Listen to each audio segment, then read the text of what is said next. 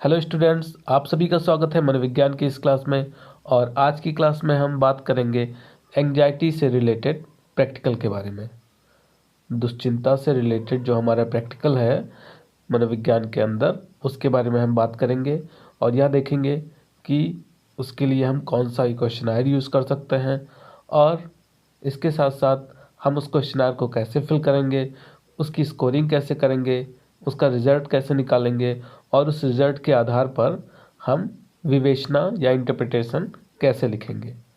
उसके पहले मैं आपको बता दूं कि यह क्वेश्चनायर जो आपको यहाँ स्क्रीन पर दिखाई दे रहा है SCAT, जिसका फुल फॉर्म है Sinha comprehensive anxiety test. Anxiety के लिए हमने यहाँ पर SCAT का यूज़ किया है, सिन्हा कॉम्प्रिहेंसिव एंग्जाइटी टेस्ट का, जिसको बनाया गया है AKP सिन्हा और LNK सिन्हा के द्वारा और इसका प्रकाशन किया गया है NPC Agra, national psychological corporation Agra के द्वारा इसका प्रकाशन किया गया है।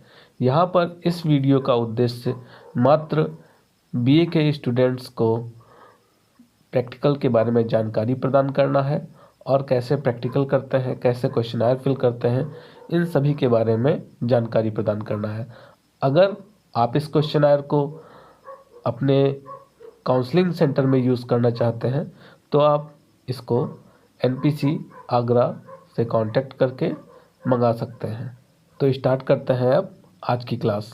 तो इस प्रैक्टिकल के अंदर सबसे पहले आप जिसके ऊपर यह परीक्षण करने जा रहे हैं उसका नाम लिखेंगे, उसकी आयु लिखेंगे, उसका जेंडर लिखेंगे और वह किस कॉलेज में पढ़ता है उसके बारे में लिखा जाएगा और वह किस विभाग से संबंधित है उसके बारे में।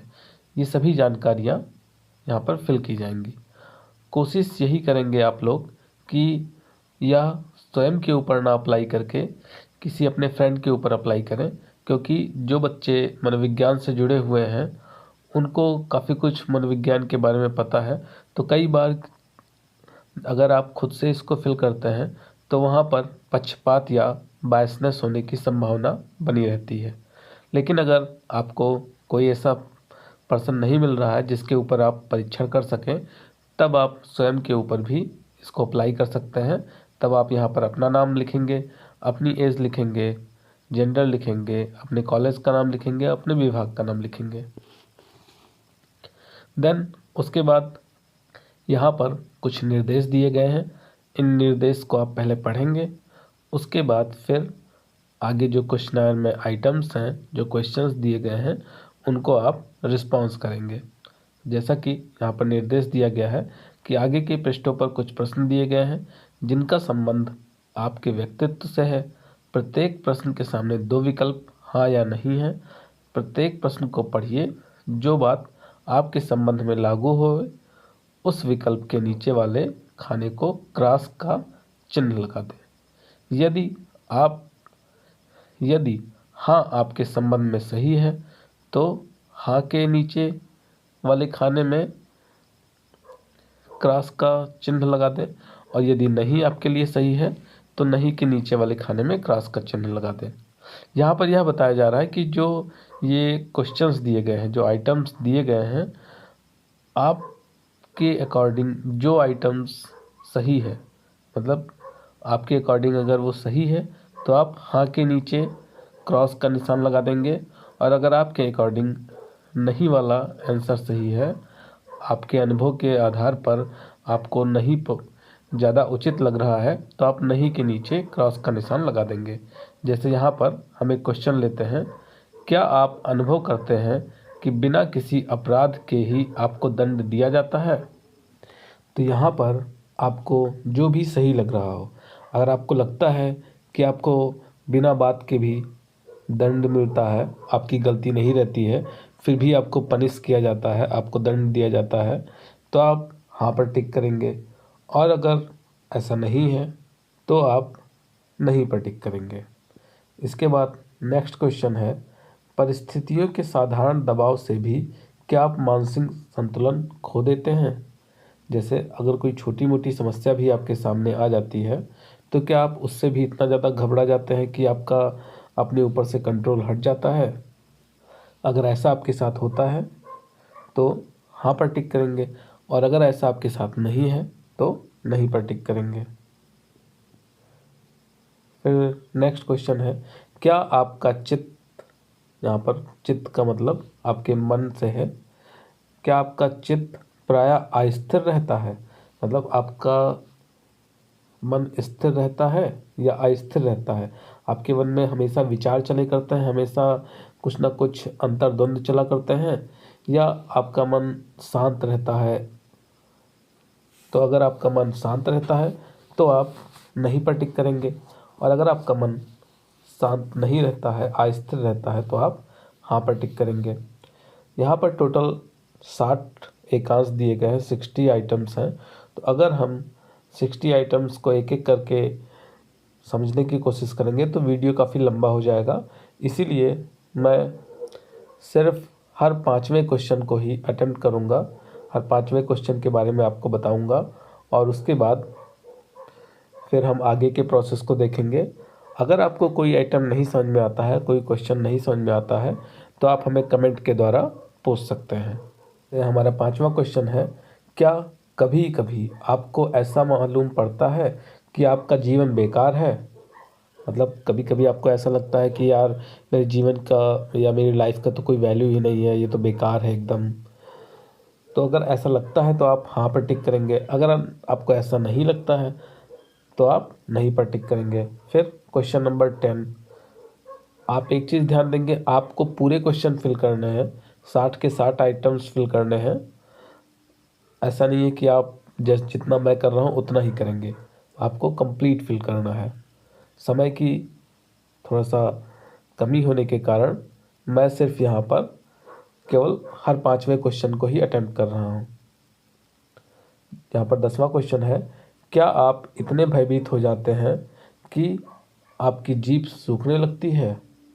मतलब कोई सिचुएशन ऐसी आ जाती है आपके सामने, तो उस सिचुएशन से इतना ज़्यादा डर जाते हैं, या कभी भी जब आप डरते हैं तो क्या इतना ज़्यादा डर जाते हैं कि आपकी जीभ सूखने लगती है, आपको प्यास लगने लगती है, आपका गला सूख जाता है?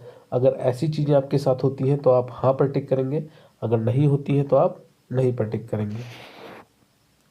फिर क्वेश्चन नंबर 15, क्या आप प्रायः अपनी समस्याओं को भूलने के लिए सदा किसी न किसी में व्यस्त रहते हैं? मतलब अगर आपके दिमाग में कोई टेंशन चल रहा है, और जब भी आपके दिमाग में कोई टेंशन चलता है तो क्या आप किसी काम में अपने आप को व्यस्त कर लेते हैं, या आप बैठकर उस चीज़ के बारे में सोचते हैं जो आपके दिमाग में टेंशन चल रहा है? तो अगर आप अपने आप को किसी काम में व्यस्त कर लेते हैं तो आप हाँ पर टिक करेंगे, और अगर आप अपने आप को किसी काम में व्यस्त नहीं करते हैं तो आप नहीं पर टिक करेंगे। नेक्स्ट क्वेश्चन नंबर 20, क्या आप प्रायः शारीरिक कमजोरी का अनुभव करते हैं? इसको तो आप समझ ही रहे होंगे कि यहाँ पर पूछा जा रहा है, क्या आप अपने आप को फिजिकली वीक समझते हैं? आपको लगता है कि मेरे अंदर कुछ कमजोरी है, मैं शारीरिक रूप से कमज़ोर हूँ, दुर्बल हूँ? तो अगर ऐसा लगता है आपको तो हाँ पर टिक, नहीं लगता है तो नहीं पर। फिर क्वेश्चन नंबर 25, क्या आप प्रायः तनाव की हालत में काम करते हैं? मतलब अगर आप कोई भी काम कर रहे हैं तो क्या उस काम को स्ट्रेस लेकर करते हैं, या उस काम को आप हंसी हंसी या पूरी प्रसन्नता के साथ या उसमें मन लगाकर अच्छे से काम को करते हैं? तो अगर आप टेंशन के साथ काम को करते हैं, हमेशा दिमाग में टेंशन बनाए हुए किसी काम को करते हैं, तो आप हाँ पर टिक करेंगे, और अगर आप बिना टेंशन के एकदम फ्री माइंड के साथ काम करते हैं तो आप नहीं पर टिक करेंगे। फिर क्वेश्चन नंबर 30, क्या आपको अपना जीवन अंधकार में मालूम पड़ता है? आपको ऐसा लगता है, यहाँ पर पूछा जा रहा है कि क्या आपको ऐसा लगता है कि आपका जो लाइफ है एकदम डार्क है? डार्क का मतलब है कि उसका कोई फ्यूचर नहीं है, आपके लाइफ का कोई फ्यूचर नहीं है, आपका आगे क्या करेंगे कुछ डिसाइड नहीं है। ऐसा अगर आपको फील होता है तो आप हाँ पर टिक करेंगे, और नहीं, अगर आपको लगता है कि नहीं, मुझे पता है कि मुझे फ्यूचर में क्या करना है और मेरा फ्यूचर ब्राइट होगा और मुझे सब कुछ अपने लाइफ के बारे में पहले से ही क्लियर है, तो आप नहीं पर टिक करेंगे। नेक्स्ट क्वेश्चन नंबर 35, किसी को मूर्छित या बेहोशी की हालत में देखकर क्या आप बहुत घबरा जाते हैं? जैसे कुछ लोग होते हैं जो अगर उनके सामने कोई बेहोश हो जाता है तो उसको देखते ही वह भी घबरा जाते हैं और उनके हाथ पैर से भी पसीने छूटने लगते हैं। तो क्या आप भी उसी कैटेगरी में आते हैं कि अगर किसी पर्सन को देखा आपने कि वो बेहोश हो गया है तो आपको और ज़्यादा प्रॉब्लम होने लगती है? तो अगर ऐसा होता है तो आप हाँ पर टिक करेंगे, और नहीं, अगर कोई पर्सन आपके सामने बेहोश हो जाता है तो आप नॉर्मल रहते हैं और उसको होश में लाने की कोशिश करते हैं तो आप नहीं पर टिक करेंगे। नेक्स्ट, क्वेश्चन नंबर 40, छोटी छोटी बातें भी क्या आपके लिए समस्या बन जाती हैं? मतलब यहाँ पर बताया जा रहा है कि क्या आप छोटी छोटी बातों को लेकर भी टेंशन में आ जाते हैं? कि अगर आपके फ्रेंड ने कुछ बोल दिया या आपका फ्रेंड किसी बात से थोड़ा सा नाराज़ हो गया तो उसके लिए भी आप टेंशन में आ गए, या आपका छोटा भाई बहन है वो आपसे नाराज़ हो गया तो उसको भी आप टेंशन के रूप में ले लिए। तो अगर ऐसा होता है आपके साथ तो आप हाँ पर टिक करेंगे, अगर ऐसा नहीं होता है तो आप नहीं पर टिक करेंगे। नेक्स्ट, क्वेश्चन नंबर 45, अपशकुन होने पर क्या आप प्रायः घबरा जाते हैं? यहाँ पर बोला जाता है कि जैसे कुछ जो ट्रेडिशंस हैं, जो हमारी पूर्व परंपराएं हैं, जिसे माना जाता है कि अगर आपके सामने से बिल्ली रास्ता काट जाए तो उसे एक अपशकुन के रूप में लिया जाता है। तो क्या अगर आपके साथ ऐसी चीज़ें होती हैं कि आप रास्ते से जा रहे हैं, बिल्ली रास्ता काट गई तो आप घबरा जाते हैं, आपको टेंशन हो जाता है कि अब तो कुछ गलत हो जाएगा मेरे साथ? अगर ऐसा आपके साथ होता है तो आप हाँ पर टिक करेंगे, अगर ऐसा आपके साथ नहीं होता है तो आप नहीं पर टिक करेंगे। नेक्स्ट, क्वेश्चन नंबर 50, क्या आपको निर्णय लेने में प्रायः कठिनाई होती है? मतलब आपका जो डिसीजन मेकिंग है, निर्णय लेने की क्षमता है, वह काफ़ी कमज़ोर है क्या? आपको कोई भी निर्णय लेना होता है तो आपको 4 लोगों से पूछना पड़ता है कि हाँ ये सही रहेगा क्या, ये सही रहेगा क्या? तो अगर आपके साथ ऐसा है तो आप हाँ पर टिक करेंगे, और अगर आप अपने सभी निर्णय लेने में स्वयं सक्षम हैं तो आप नहीं पर टिक करेंगे। नेक्स्ट, क्वेश्चन नंबर 55, क्या आप अनुभव करते हैं कि लोग प्रायः आपको गलत समझते हैं? मतलब आपको ऐसा लगता है कि जो आपके आसपास के लोग हैं वह आपको गलत समझ रहे हैं, आपके अंदर कमियां निकाल रहे हैं? अगर आपको ऐसा लगता है, ऐसा महसूस होता है तो आप हाँ पर टिक करेंगे, और अगर आपको ऐसा नहीं महसूस होता है, ऐसा नहीं लगता है तो आप नहीं पर टिक करेंगे। नेक्स्ट, क्वेश्चन नंबर 60, क्या आपको प्रायः हर काम में हड़बड़ी रहती है? मतलब कुछ लोग होते हैं ना जो हर काम बड़ी जल्दी जल्दी करना चाहते हैं कि अरे ये भी कर लूँ, वो भी कर लूँ, वो भी कर लूँ, और इस तरीके से वो काम को कई बार बिगाड़ भी लेते हैं। तो क्या आप भी उसी कैटेगरी में आते हैं कि आप हर काम में जल्दबाजी दिखाते हैं? अगर आते हैं तो आप हाँ पर टिक करेंगे, और अगर नहीं आते हैं तो आप नहीं पर टिक करेंगे। अब आप जब इस पूरे फॉर्म को, जो क्वेश्चनायर है उसको पूरा कंप्लीट फिल कर लेंगे, उसके बाद फिर क्या करेंगे कि जो भी आपने, आप हमें मैनुअल की ज़रूरत पड़ेगी। मैनुअल में हम देखेंगे कि इसकी स्कोरिंग कैसे की जाएगी। तो इसकी स्कोरिंग इस प्रकार की जाएगी कि जिस एकांश पर, जिस क्वेश्चन पर आपने हाँ पर टिक किया है वहाँ पर आप 1 नंबर देंगे, और जिसमें आपने नहीं पर टिक किया है वहाँ पर आप 0 देंगे। जैसे जो पहला क्वेश्चन था, अगर आपने इसमें हाँ पर टिक किया है तो आप क्या करेंगे, यहाँ 1 नंबर दे देंगे, और अगर आपने यहाँ पर नहीं पर टिक किया था तो आप क्या करते, आप 0 नंबर देते। उसके बाद इसी प्रकार सभी टोटल आइटम्स का, जितने भी एकांश हैं, सबको आप स्कोरिंग कर देंगे, सबकी आप स्कोरिंग करेंगे, सबके आगे नंबर लिखते चले जाएंगे, और फिर जितने भी नंबर आ रहे हैं, क्योंकि 0 को तो हटा देंगे, और जितने एक एक नंबर हैं उन सभी को आप ऐड कर लेंगे। ऐड करने के बाद हम अब फिर से एक बार मैनुअल में जाएंगे और वहाँ पर देखेंगे कि हमारा जो एंग्जाइटी लेवल है वो कितना है। तो यहाँ पर अब हम इस चार्ट के द्वारा अपने स्कोर का इंटरप्रिटेशन करेंगे, या जानेंगे कि जो हमारा स्कोर है, जो अभी हमने क्वेश्चनायर फिल किया, उस क्वेश्चनायर में स्कोरिंग करने के बाद जो भी हमारा स्कोर आया, उस स्कोर के अकॉर्डिंग हमारे चिंता का स्तर कितना है। तो अगर बॉयज़ हैं, कोई लड़का है और उसका स्कोर 30 से लेकर 69, 30 से 69 के बीच में आ रहा है, तो इसका तात्पर्य यह हुआ कि उस बच्चे में, उस लड़के में अत्यधिक चिंता का स्तर है। जो उसकी चिंता का स्तर है वो बहुत ही ज़्यादा है, जो कि एक तरीके से हम कह सकते हैं कि सही नहीं है। इसको अभी हम बाद में डिस्कस करेंगे कि कैसे इसको कम करें और कितना सही है कितना नहीं सही है। अभी पहले यहाँ पर आप स्कोरिंग में जो आया है उसको यहाँ से देखें और अपना पहले रिज़ल्ट लिख लें। फिर अगर कोई लड़की है और उसका स्कोर 29 से लेकर 71 के बीच में आ रहा है, तब वह अत्यधिक चिंता स्तर वाली है। इसके बाद फिर अगर कोई बच्चा है, कोई लड़का है और उसका स्कोर 24 से 29 के बीच में आ रहा है, तो जो उसके चिंता का स्तर है वह सामान्य से अधिक है। और वहीं पर अगर लड़की का स्कोर 26 से 28 के बीच में आ रहा है, तो उसका चिंता का स्तर सामान्य से अधिक है। फिर अगर लड़का है और उसका स्कोर 17 से 23 और लड़की का स्कोर 20 से 25 के बीच में है, तो इसका अर्थ यह है कि दोनों में जो चिंता का स्तर है वह सामान्य है, जितना होना चाहिए उतना ही है। लेकिन अगर स्कोर 13 से 16 लड़के का और लड़की का स्कोर 15 से 19 के बीच में आ रहा है, तो इसका अर्थ यह है कि लो है, जो सामान्य चिंता होनी चाहिए उससे भी कम चिंता है। और अगर लड़के का स्कोर 3 से मतलब 3 से लेके 12 के बीच में आ रहा है, तो इसका अर्थ यह है कि उसके अंदर चिंता का जो स्तर है वह बहुत ही कम है, जो कि एक बार फिर से समस्या वाली बात है।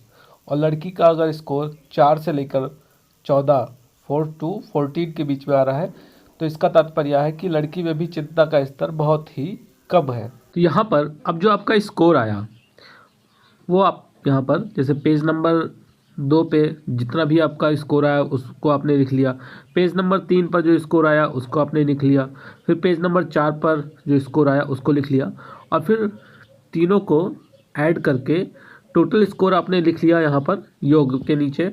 और फिर उसके बाद अभी जैसे हमने स्कोरिंग किया था और देखा था कि इंटरप्रिटेशन में कि कितना स्कोर आने पर चिंता का स्तर क्या है, तो वो भी आप यहाँ पर योग में लिख लेंगे।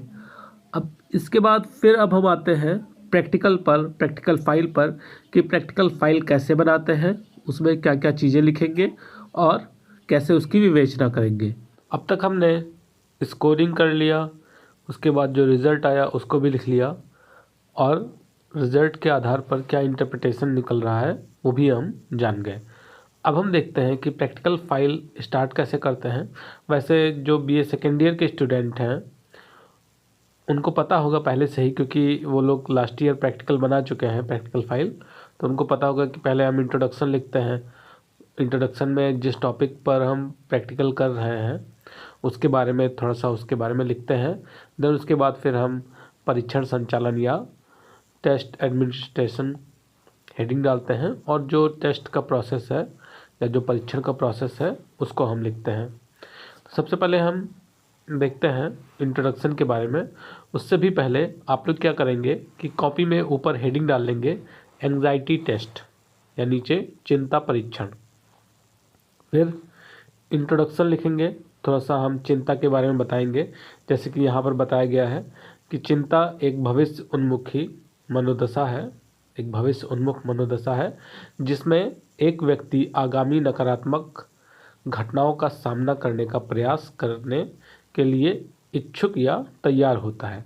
जैसे अगर इसको समझें थोड़ा सा, तो आप चिंतित कब होते हैं या हम चिंतित कब होते हैं, जब हमें भविष्य में आने वाली किसी समस्या का या किसी नकारात्मक घटना का एहसास होता है, या हमें लगता है कि भविष्य में कोई नकारात्मक घटना घट सकती है, तो उसके प्रति हमारे अंदर फिर चिंता उत्पन्न होती है और हम उस चिंता को दूर करने के उपाय भी करते हैं। जैसे अगर आपका एग्ज़ाम आने वाला है, आपको पता है कि हाँ नेक्स्ट मंथ से एग्ज़ाम है हमारा, तो यह एक चिंता का कारण है। और आप उस चिंता का निवारण करने के लिए, उस चिंता को दूर करने के लिए तैयार होते हैं और आप पढ़ाई करना स्टार्ट करते हैं, अपने तैयारी करते हैं, जिससे कि आपकी चिंता दूर हो जाए।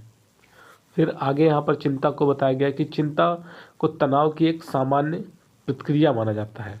जैसे यहाँ इसके अकॉर्डिंग अगर हम देखें तो व्यक्ति में पहले तनाव उत्पन्न होता है, और तनाव उत्पन्न होने के बाद जब वह तनाव लंबे समय तक बना रहता है तो वो चिंता का रूप ले लेता है। जैसे आपको पता चला कि आपका एग्ज़ाम है, तो आपके दिमाग में एक टेंशन हो गया। अब अगर उस चीज़ को आप बार बार सोच रहे हैं कि अरे एग्ज़ाम है मेरा, एग्ज़ाम है मेरा, फिर क्या होगा कि ये सोचते सोचते फिर वो चिंता का रूप ले लेगी। और अगर आप लगातार यही चीज़ सोचते हैं तो फिर ये चिंता दुश्चिंता बन जाएगी, या कह सकते हैं कि चिंता विकृति बन जाएगी। तो यहाँ पर इसको एक बार फिर से देखते हैं कि चिंता को तनाव की एक सामान्य प्रतिक्रिया माना जाता है। यह किसी व्यक्ति की किसी मुश्किल से निपटने में मदद कर सकती है। जो चिंता होता है वो क्या करता है, किसी व्यक्ति को कोई आने वाली जो मुश्किलें हैं, जो समस्याएं हैं, उनको हल करने में हेल्प करता है। अगर चिंता एक सामान्य स्तर का है, जैसे आपका एग्ज़ाम है या कोई समस्या आ रही है या आपको हेल्थ रिलेटेड कोई प्रॉब्लम्स लग रही है, तो आपके अंदर चिंता उत्पन्न हुई, आप गए डॉक्टर को दिखाए, या आपका एग्ज़ाम आप तैयारी करना स्टार्ट कर दिए। तो इससे क्या हो रहा है कि चिंता एक तरह से आपको हेल्प कर रही है आपके आने वाली समस्याओं को समाधान करने में। लेकिन यहाँ पर आगे भी बताया जा रहा है कि अगर यह चिंता सामान्य से अधिक हो जाए, कोई व्यक्ति है अगर वह लगातार चिंतित रहता है, तो फिर उस व्यक्ति की जो चिंता है वह दुश्चिंता में बदल जाएगी। वह दुश्चिंता विकार का शिकार हो सकता है, एंग्जाइटी डिसऑर्डर का शिकार हो सकता है, जिसके अंदर फिर उसको फोबिया हो सकता है, उसको ओसीडी हो सकती है।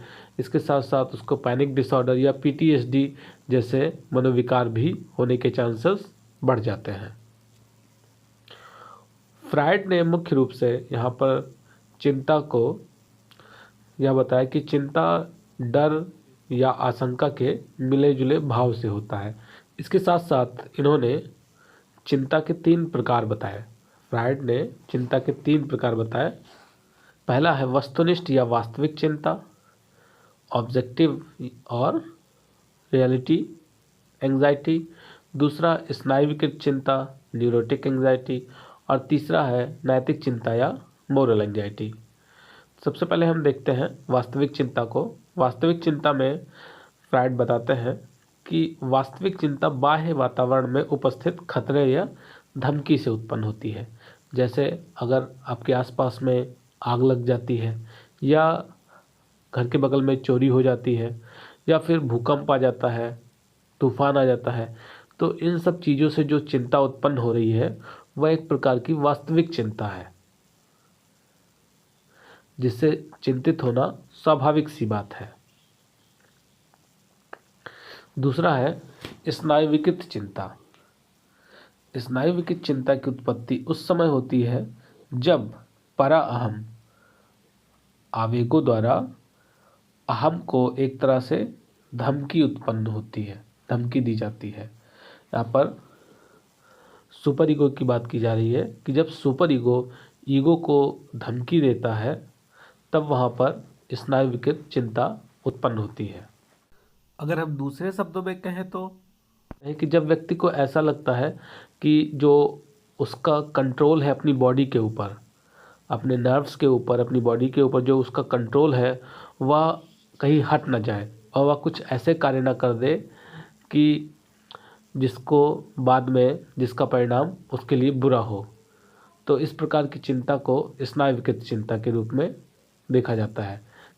जैसे किसी कंपनी का एक एम्प्लॉय है और उसको कई बार ऐसा लगता है कि जब भी वह बॉस के पास अपने खड़ा होता है तो उसको ये डर रहता है कि कहीं मेरा हाथ अपने बॉस के ऊपर ना उठ जाए, कहीं मैं उनको मार ना दूं। तो जबकि ऐसा है नहीं, लेकिन उसको डर लगता है कि कहीं मेरे हाथ पर से मेरा कंट्रोल ना हट जाए, मेरा हाथ खुद ब खुद उठकर उनको लग ना जाए, उनको थप्पड़ ना मार दिया जाए कहीं। तो इस प्रकार की जो चिंता है वह स्नायुविकृत चिंता है, जिसमें व्यक्ति को अपने बॉडी पर कंट्रोल छूटता हुआ नजर आता है।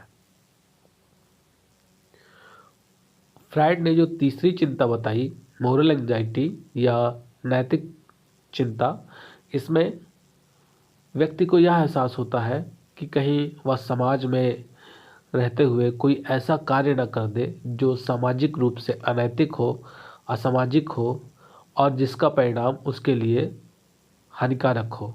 जैसे वह कोई चोरी ना कर ले, कहीं किसी को जान से ना मार दे या कहीं किसी के साथ छेड़खानी ना कर ले। तो ऐसी जब चिंताएं व्यक्ति के अंदर उत्पन्न होती हैं तो व्यक्ति की इस प्रकार की चिंता को नैतिक चिंता के अंतर्गत रखा जाता है। तो आप सभी एक बार फिर से जो प्रैक्टिकल फाइल है उसको देख ही लें, क्योंकि मुझे लग रहा है कई बच्चे भूल भी गए होंगे कि प्रैक्टिकल फाइल बनाते कैसे हैं। तो सबसे पहले आपको क्या करना रहेगा कि जो आपका टेस्ट है वो ऊपर हेडिंग डालेंगे एंग्जाइटी टेस्ट या चिंता परीक्षण। देन उसके बाद आप क्या करेंगे, जो अभी हमने परिचय देखा एंग्जाइटी या चिंता का, हमने अभी परिचय जो पढ़ा है उस परिचय को आप यहाँ पर लिख देंगे हेडिंग डाल के परिचय। फिर नेक्स्ट पेज से आप ऊपर हेडिंग डालेंगे उद्देश्य या ऑब्जेक्टिव और लिखेंगे उसमें कि प्रयोज्य के चिंता स्तर का मापन या परीक्षार्थी के चिंता स्तर का मापन करना, ये आपका उद्देश्य हो गया। देन मेन हेडिंग पड़ेगी परीक्षण संचालन या टेस्ट एडमिनिस्ट्रेशन। अब उसके बाद इसमें पहली हेडिंग रहेगी प्रयोज्य परिचय। तो प्रयोज्य का परिचय हम पहले ही दे चुके हैं क्वेश्चनर के पहले पेज पर। तो आप लिख देंगे कि परीक्षार्थी से संबंधित सभी सूचनाएं परीक्षण पुस्तिका के मुख्य पृष्ठ पर अंकित है। देन परीक्षण सामग्री, तो परीक्षण सामग्री में आप लिखेंगे कि यहाँ पर AKP सिन्हा और LNK सिन्हा द्वारा बनाया गया चिंता परीक्षण यूज़ किया गया। इसके साथ साथ पेपर पेंसिल यूज़ किया गया है। उसके बाद आरंभिक अवस्था। तो आरंभिक अवस्था में क्या हुआ कि आप परीक्षार्थी को या प्रयोज्य को मनोविज्ञान प्रयोगशाला में ले आए जिसके ऊपर आप यह प्रयोग करने जा रहे हैं, और फिर उसको आप सीट पर बिठाते हैं। फिर जो जो प्रोसेस है वो आप लिख लेंगे कि सीट पर बिठाया आपने, उसको आवश्यक निर्देश दिए, और देन निर्देश कहाँ से दिए, निर्देश क्वेश्चनर के फ्रंट पेज पर है, उससे आपने पढ़ने के लिए कहा। और फिर उसके बाद आप लिखेंगे कि पूरा प्रोसीजर क्या हुआ। तो प्रोसीजर क्या था कि निर्देश देने के बाद आपने उसको परीक्षण पुस्तिका दे दी, क्वेश्चनर दे दिया, फिर उस प्रयोज्य ने या उस परीक्षार्थी ने उस निर्देश के अनुसार अपने अनुभव और ज्ञान के आधार पर प्रत्येक प्रश्न का उत्तर दिया। फिर आपने क्या किया कि उससे वो परीक्षण पुस्तिका ले लिया, जो क्वेश्चनर था उसको ले लिया और उसकी स्कोरिंग की। अब स्कोरिंग करने के बाद जो आपका रिजल्ट आया था, जो आपने यहाँ से इस चार्ट से देखा था कि आपका जो चिंता का स्तर है वो कितना है, तो उस रिज़ल्ट को आप परिणाम हेडिंग डालकर, रिज़ल्ट हेडिंग डालकर उसको भी लिख देंगे कि निर्देशिका के आधार पर, जो मैनुअल है उसके आधार पर आपका परीक्षार्थी का रिज़ल्ट बहुत अधिक चिंता स्तर का आया है या सामान्य स्तर का आया है या निम्न स्तर का आया, जो भी आपका रिज़ल्ट आया है आप उस रिज़ल्ट वाले हेडिंग के अंतर्गत उसको लिख देंगे। अब हम आते हैं अपने लास्ट पॉइंट पर, लास्ट हेडिंग पर, जो कि है विवेचना। तो जो भी आपका रिज़ल्ट आया है उसके आधार पर आप विवेचना लिखेंगे। अब यहाँ पर मैं 3 कैटेगरी में विवेचना लिखना आपको बताऊँगा। पहला तो जो बहुत अधिक चिंता करते हैं उनको लेकर, अगर जिनका स्कोर बहुत अधिक चिंता स्तर के अंतर्गत आ रहा है तो उसकी विवेचना कैसे लिखेंगे। दूसरा, जो सामान्य स्तर के चिंता करने वाले व्यक्ति हैं उनकी विवेचना कैसे लिखेंगे। और तीसरा, जो बहुत ही निम्न स्तर की चिंता रखते हैं या जिनका स्कोर बहुत ही निम्न स्तर के चिंता के अंतर्गत आया है तो उनकी विवेचना कैसे लिखेंगे।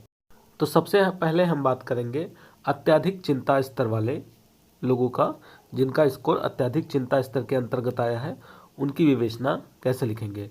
तो आप विवेचना हेडिंग डालेंगे और उसमें आप लिखेंगे प्रस्तुत प्राप्तांकों के आधार पर हमें यह ज्ञात होता है कि जो परीक्षार्थी है उसके चिंता का स्तर अत्यधिक है, और इसलिए हम यह कह सकते हैं कि परीक्षार्थी छोटी छोटी बातों को लेकर भी चिंतित हो जाता है, वह अक्सर चिंता में रहता है, और जिसकी वजह से दैनिक जीवन है वह भी प्रभावित होता है और उसके स्वास्थ्य पर भी इसका बुरा असर पड़ता है।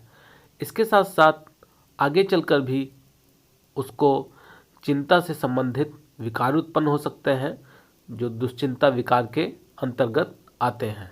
फिर इसमें पैराग्राफ चेंज करके आप लिखेंगे कि ऐसे समय पर उस व्यक्ति को चाहिए, परीक्षार्थी को यह चाहिए कि वह अपने व्यवहार का मूल्यांकन करे। वह जब भी चिंतित हो किसी परिस्थिति को लेकर तो उस परिस्थिति का मूल्यांकन करे और यह देखे कि क्या वह परिस्थिति वास्तव में इतनी ज़्यादा चिंता करने वाली है या फिर हम बेकार में ही उस परिस्थिति को लेकर चिंतित हो रहे हैं। तो अब हम बात करते हैं सामान्य स्तर के व्यक्तियों की, जिनका चिंता स्तर सामान्य आया है। तो आप लिखेंगे कि प्रस्तुत प्राप्तांकों के आधार पर हमें यह ज्ञात होता है कि जो परीक्षार्थी है उसकी चिंता का स्तर सामान्य है, अर्थात वह किसी भी परिस्थिति में बहुत अधिक चिंतित नहीं होता है। अगर चिंता करने वाली परिस्थिति है तो वह सामान्य रूप से चिंतित होता है, ना वह किसी परिस्थिति में अत्यधिक चिंतित होता है और ना ही वह किसी परिस्थिति में एकदम ना के बराबर चिंता करता है। और ऐसे व्यक्तियों का स्वास्थ्य उत्तम होता है क्योंकि उनका अपने विचारों पर कंट्रोल होता है, नियंत्रण होता है। तो आप इसको अपनी लैंग्वेज में लिख लेंगे। फिर अब हम बात करते हैं सबसे लो लेवल एंग्जाइटी वालों की, जिनका जो स्कोर है वो लो लेवल एंग्जाइटी के अंतर्गत आया है। तो एक बार फिर से आप उसी तरीके से लिखेंगे कि प्राप्तांकों के आधार पर यह पता चलता है कि जो परीक्षार्थी है उसका स्कोर निम्न चिंता स्तर के अंतर्गत आ रहा है। और इस प्रकार हम यह कह सकते हैं कि जो परीक्षार्थी है उसका चिंतन स्तर या उसकी जो चिंतन की प्रक्रिया है वह बाधित है, वह सही नहीं है। और इसका परिणाम यह होता है कि जो महत्वपूर्ण कार्य होते हैं, जो महत्वपूर्ण परिस्थितियां होती हैं, उन परिस्थितियों में भी वह चिंतित नहीं होता है, जो कि आगे चलकर उसके लिए हानिकारक सिद्ध हो सकती है। तो इस प्रकार आपका यह प्रैक्टिकल यहीं पर समाप्त होता है। मैंने कोशिश किया है कि आपको सारी जानकारी मिल सके, बट फिर भी अगर कोई इन्फॉर्मेशन बची हुई है, आपको नहीं समझ में आया है कोई चीज़, तो आप हमें कमेंट के द्वारा पूछ सकते हैं। धन्यवाद।